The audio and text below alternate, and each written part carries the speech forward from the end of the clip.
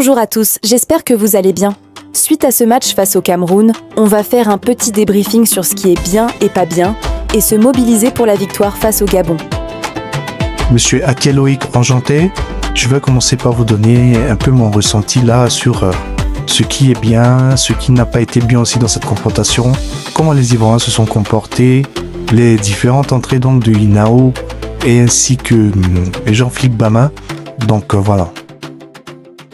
Commençons par Seko Fofana. Déjà, je vois beaucoup de gens qui critiquent, qui disent que on ne reconnaît pas le Seko Fofana qu'on a connu. Je crois que c'est vrai. On ne reconnaît pas le Seko Fofana qu'on a eu à connaître depuis, même à la dernière CAN. Hein. Même à la dernière CAN, c'est pas le même, mais sa prestation pour moi, je m'attendais quand même à pire que cela. Et pour le coup, quand vous regardez le milieu, le gars a été bon. Il a récupéré des ballons. C'est vrai que sa conduite et on va dire sa protection de balle ou bien, c'est un peu poussif. Il y a un peu de lenteur. Son sens d'orientation, voilà, on dirait qu'il a perdu des réflexes. Mais c'est pas pour autant qu'il était si mauvais. Et je crois que ça, c'est quelque chose qui se travaille et de match en match, ça va revenir. Hein.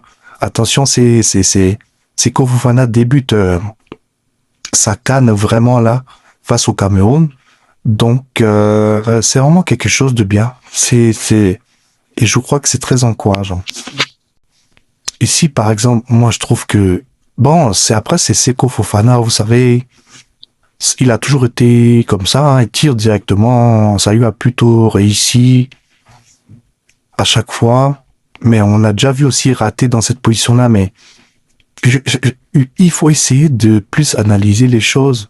Il peut pas, je sais pas si ça a été contré, je me rappelle plus trop, mais parfois aussi, je sais pas, s'il fait une petite feinte avant de frapper, ça peut être, je dis ça parce qu'on a raté trop d'occasions. Il y a eu trop de tirs non cadrés, quoi. Sur le nombre de tirs qu'on a fait, c'est pas possible. Il faudrait qu'on arrête d'être dans l'euphorie, par exemple. Là, il voit qu'ils sont deux. C'est pas, ouais, il peut tirer, mais si tu te calmes et que tu regardes de l'autre côté, tu vois très bien que il est pas hors jeu et voilà, tu peux décaler le ballon pour le mettre en position de frapper, ça va. Ce sera peut-être mieux, quoi. Parce que attention, hein, juste avant, si c'était Kessié, c'est en fait l'action avant que Seko Fofana se retrouve en position de frappe, c'est Kessié qui a le ballon. Et quand il reçoit le ballon aussi, il y a un petit déchir, un problème de contrôle, après il se rattrape, donc il remet le ballon à Seko Fofana derrière, c'est une bonne réaction. Mais je dis ça parce que Kessié aussi n'a pas arrêté de faire des contrôles un peu limités, pas forcément manqués, mais toujours perdre du temps là-dessus. Faut rentrer dans la compétition. À ce niveau-là, il faut rentrer dans la compétition, sincèrement. C'est des professionnels. C'est des professionnels. En fait, c'est pas pour dire qu'ils sont des mauvais joueurs. C'est juste pour relever ce qui les ralentit, ce qui les empêche d'être en plein talent. Ça fait que ce milieu de terrain-là, avec Ibrahim Sangaré maintenant, bon, lui aussi, sa prestation, je trouve que ça va, mais vers la fin, tu vois que il ne suit plus trop, on dirait que ça commence à devenir compliqué. Vous voyez, on dirait que ça commence à devenir compliqué, et ça fait que ce milieu à trois là n'est vraiment pas organisé. Les trois sont de très bons joueurs, mais ils ont besoin de bien rentrer dans leur compétition, ce qui va venir, je n'en doute même pas, mais aussi d'avoir un peu d'organisation. On n'arrive pas à trouver la formule depuis très longtemps, mais on force toujours avec eux. Ils sont tous bons, mais même Sangaré, des fois, c'est un peu en retard sur je sais pas, vous les voyez physiquement, ils sont en forme, ils sont grands, je sais pas quel est le travail qui est fait, quelle préparation, mais ça a trop changé, quoi. Perdre autant en intensité, en impact, c'est pas bon. C'est pas bon, c'est vrai l'âge, mais là ils sont vraiment passés d'une couleur à une autre, quoi. C'est pas normal. Pour moi, en tout cas, la formule entre ces trois milieux-là, elle ne passe pas parce que on l'a toujours pas déjà trouvé déjà, mais c'est parce que c'est pas organisé. Donc il faut trouver une organisation. Si on veut les aligner ensemble, c'est possible, mais il faut trouver la bonne organisation et surtout avoir un bon 6 derrière. C'est par là que viendra l'organisation. Et chacun sera disposé à sa position et fera ce qu'il saura faire et ce qu'il devra faire. Par là, je vais rebondir sur Inao. Inao, un très bon joueur, c'est une pépite, on le sait tous. Je pense que vous avez vu dans son entrée de match, il a de l'énergie, il a une aisance à porter le ballon. Voilà, c'est un jeune qui ne fera que progresser par la suite. Et il y a que du bon à venir. Ça, c'est normal. Mais, les gars, vous avez quand même vu des petits déchets dans le match. Déjà, si vous le suivez à Trabzonspor, vous savez un peu. Mais là, c'était un match un peu chaud parce que c'est Côte d'Ivoire-Cameroun. Et dans ces phases de récupération, je pense que vous avez vu un peu les déchets. C'est vrai, c'est vraiment son premier match de CAN. Il arrive là, c'est un match chaud, donc peut-être qu'il est sous pression, mais je pense qu'il y a un manque de maturité et l'expérience va venir au fur et à mesure. Donc je pense que lui, son entrée dans l'effectif, il doit se faire petit à petit. Parce que pour moi, si Inao avait joué tout le match là, parce que on aurait tous voulu le voir titularisé, mais si on l'aurait mis en position à la place, certes, il n'était pas là, mais en position habituelle de série, et tout ce match-là, moi, je crois qu'on allait prendre plus de buts, les gars. C'est sûr et certain, parce qu'il manque d'expérience. Donc, il faut aller doucement avec lui. N'oublions pas qu'il est aussi bon qu'il est, il en est aussi jeune. Donc, c'est vraiment doucement. Vous voyez là, par exemple, il reçoit le ballon, je pense que, voilà, le contrôle est un peu, voilà, c'est pas trop ça, mais c'est pas pour autant que le ballon va loin, mais juste après, il se retrouve dans cette position-là, les gars. Je dis pas qu'il devait être Ronaldo là, à marquer, oui, c'est pas ce que je veux dire, mais c'est où il reste depuis le début, jusqu'à là, je sais pas, mais libère le ballon, fais quelque chose.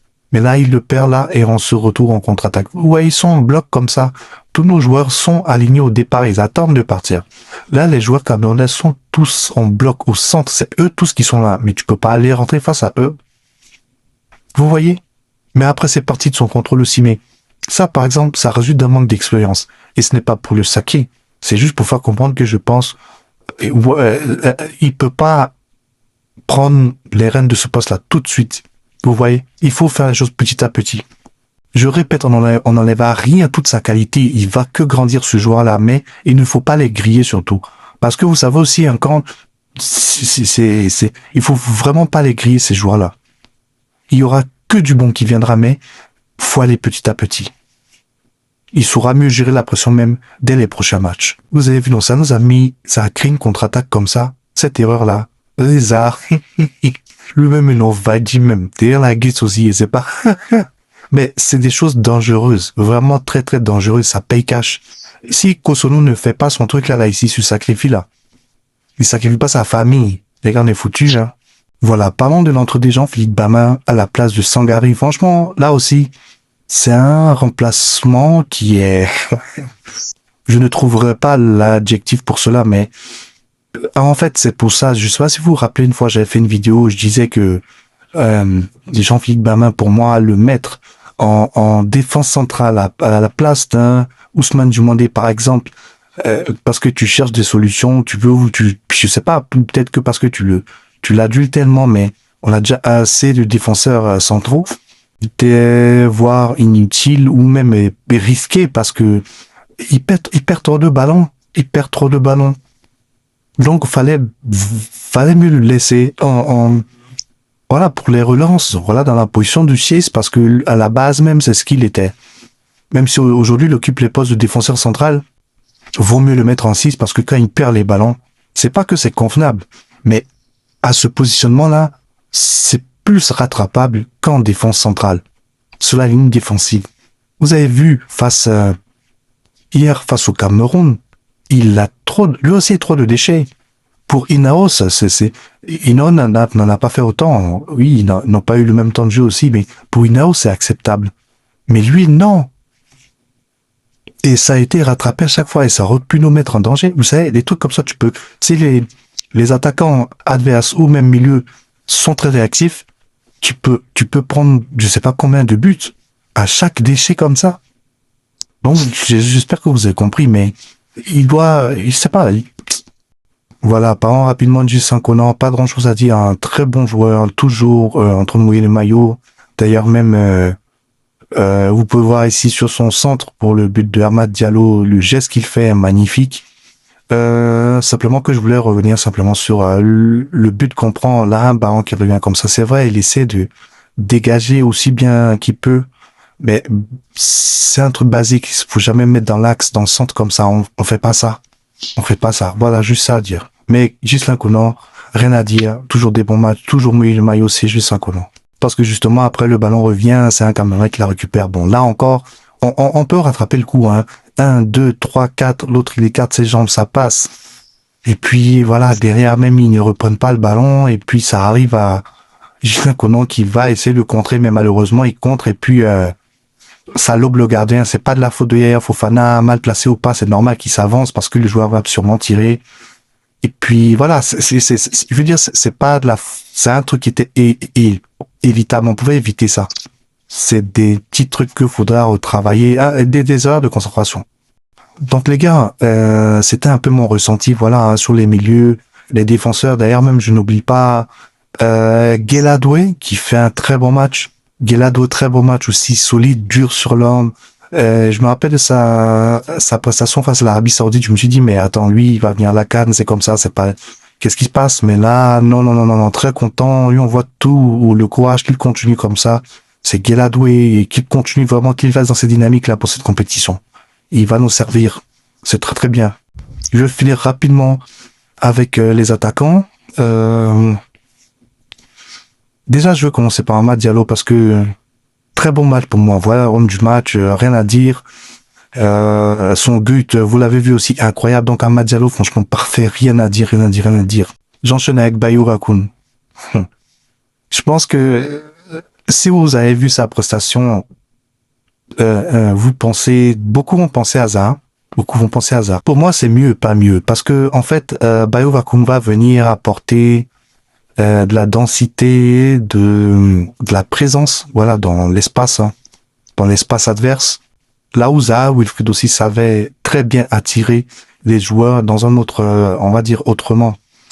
En fait, Zaha, c'est vrai, c'est pas un neuf de base, donc voilà, on peut pas trop c'est pas pareil.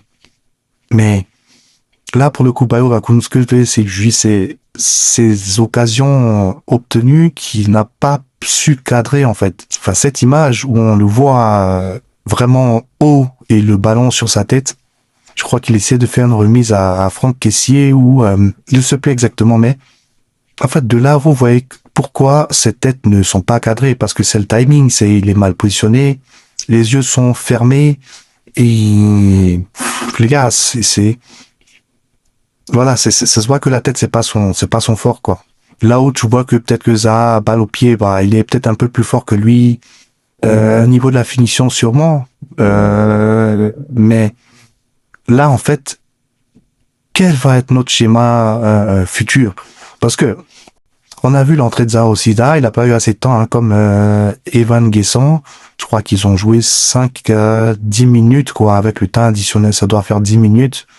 J'ai vu une bonne action du côté de Zaha où il a fait une passe à Franck Kessié, mais Franck Kessié c'était trop court.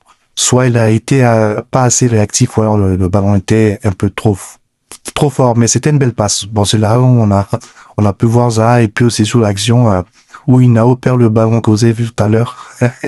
L'action où il vient défendre, mais sinon voilà. Donc on verra au match prochain face au Gabon. Je vais vous faire une petite compo quand même de ce que j'aimerais voir face au Gabon pour finir ces phases de poule là. Et au vu de cette analyse, donc ce que j'aimerais voir au milieu, en attaque, et puis en défense, bon, sa défense n'a pas trop changé. Je vais vous faire une petite compo à la fin de cette vidéo. C'est bientôt la fin. Et voilà, même s'il a pas eu assez de temps, l'entrée de Guessant, elle est pas, voilà. Je crois qu'il a eu quand même quelques duels qu'il n'a pas remporté. Après, il venait de rentrer le temps qu'il rentre dans son match et tout. Il a fait quelques petites déviations qui étaient pas très bonnes sur le côté. Donc, franchement, on voit qu'au niveau d'attaque, c'est compliqué. Et Sébastien Haller, franchement, il nous manque beaucoup. Et je pense que les gens comprennent maintenant que malgré l'état de forme qui était en baisse pour lui, il nous servait énormément parce qu'il ramenait l'impact dans le camp adverse, il était imposant et voilà, son jeu avec ou sans ballon servait grandement à l'équipe nationale. Ça servait beaucoup d'organisation. Donc là, ici, je pars sur un 4-2-3-1. Fofana toujours au goal, désolé, parce que j'ai oublié là de le mentionner, mais donc j'ai dû rajouter la main. Et c'est plus pour l'organisation. C'est-à-dire que Seri sera là, si Sangaré monte, il y aura toujours quelqu'un pour organiser le truc. Kessié sera bien là-bas, et puis Guessant sera bien en pointe, et Ahmad Diomandé pourront mieux s'organiser aussi pour envoyer les ballons à Guessant. Je pense que la défense, elle change pas, hein, parce que voilà, c'est la défense. Dans la deuxième composition, je garde toujours la même défense. On met Seri seul, Kessié pareil dans le même positionnement, et on rajoute Zaha avec Guessant. Ça peut être Crasso avec Guessant, pour aussi essayer de mieux combiner avec l'attaquant, parce qu'on voit très bien que offensivement on a un problème. Donc moi je vois la chose comme ça. Mais à la place de Seri, ça peut être un Abadou aussi, hein, ou même Abadou en centrale, et Kosono à la place en 6 quoi. Des trucs comme ça, voilà, j'imagine. Venez sur ma page TikTok parce que là-bas, je mentionne encore, je propose encore d'autres compositions pour les prochains matchs et même pour la suite de la compétition. Voilà, je vous remercie et voilà. Vous allez voir le lien juste affiché là bientôt. La deuxième composition est un 4-4-2 en losange. Donc encore une fois, je vous remercie pour le visionnage, pour votre soutien. N'hésitez pas aussi à communiquer dans les commentaires. Hein. Vous me dites ce que vous en pensez. Vous aussi, votre point de vue concernant cette confrontation face au Cameroun qui, pour moi, dans l'ensemble, était quand même un très bon match. Il y a des ajustements à refaire pour que ça puisse exploser et qu'on puisse être vraiment incroyable et qu'on puisse faire peur. Mais vraiment, c'est l'efficacité qu'on cherche. Et donc, voilà. Et je vous remercie encore et on se retrouve après le match face au Gabon pour encore et encore des débriefs.